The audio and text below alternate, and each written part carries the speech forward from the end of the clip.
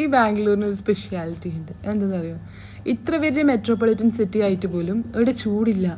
വെയിലുണ്ടെങ്കിൽ പോലും അത് സ്വെറ്റ് ആവുന്നൊരു വെയിലല്ല, നല്ല കാമായിട്ടുള്ളൊരു വെയിൽ.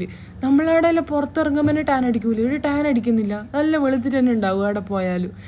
നമ്മൾ രാവിലെ ഇറങ്ങിയത് റിലയൻസിൽ പോകാൻ വേണ്ടിയിട്ടാണ്. തണുപ്പായതുകൊണ്ട് ഇളയുമ്പോൾ സ്വെറ്റർ ഇട്ടിട്ടാണ് പുറത്തിറങ്ങി, അത്രയ്ക്ക് തണുപ്പ്. നമ്മൾ ശരിക്കും വന്നത് എൻ്റെ അമ്മക്കൊരു ഇഡലി പാത്രം വേണമായിരുന്നു, അത് മേടിക്കാൻ വേണ്ടിയിട്ട്.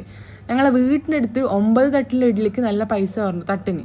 അപ്പോൾ ഈടെ എത്രയാണെന്ന് നോക്കാൻ വന്നത്, കുറവായിരുന്നു. അങ്ങനെ നാളെ മേടിക്കാൻ വിചാരിച്ചു.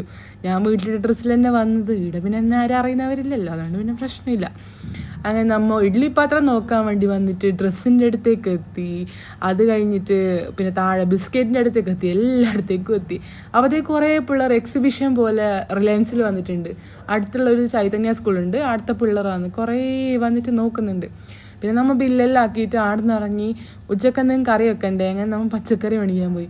ഇവിടെ വന്നപ്പോൾ എനിക്ക് ഞാൻ കാണാത്ത കുറേ ടൈപ്സ് പച്ചക്കറി ഇടുന്ന് ഞാൻ കണ്ടു. ഒരു സാധനം കാണിച്ചു തരാം, മുള്ളു പോലെ എന്തെന്ന് എനിക്കറിയില്ല.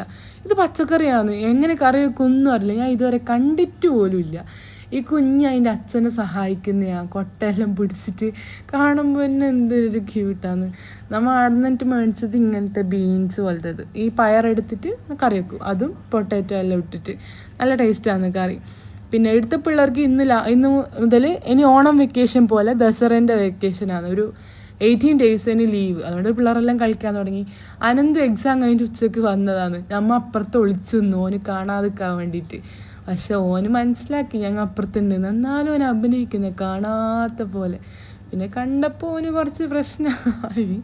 ഓനും എക്സാം കഴിഞ്ഞു, ഇനി 18 ദിവസം ലീവിൻ്റെ സന്തോഷമാണ് ഓൻ്റെ മുഖത്ത് കാണുന്നത്. നമ്മൾ രണ്ടാളും വൈകുന്നേരം ചായ ഉണ്ടാക്കാൻ വേണ്ടിയിട്ട് പാലിന് പോയിട്ട് ഇവൻ എന്നെ പറ്റിച്ചു. എന്നോട് ക്രീം ബണ്ണ് മേടിക്കാൻ പറഞ്ഞു ആളമ്മ.